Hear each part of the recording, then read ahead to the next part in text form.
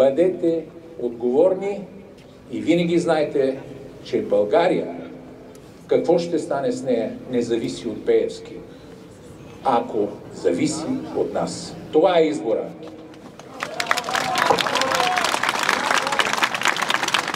Последните няколко седмици видяхме и спортните федерации да попадат в ръцете на Шиши.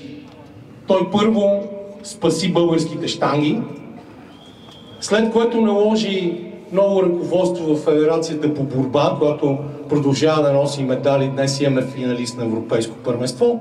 И накрая посегна и на светинята, на Българския олимпийски комитет, който би трябвало да бъде еманацията на спорта и смисъла на целият дух, който има в спорта, вдъхновен от древните олимпийски игри Пиер де Кубертен. Единственото, за което ви призовавам още един път, е да не го допускаме и да бъдем заедно и да бъдем все повече, независимо от това колко малко енергия ни остана.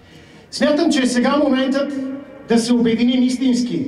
Всички граждани, които желаят да запазим това, което крещяхме с пълни гърла преди 35 години, отново тук.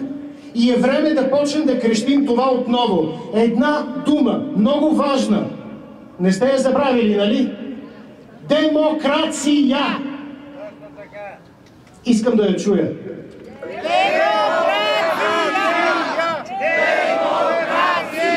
Етап. Ние сме се събрали с ясната мисъл за честни прозрачни избори, за машинно гласуване, за машинно отчитане, за контрол по време на изборния ден, за да няма Бачи Цено иска, Онуфри иска 300, те му пишат 350.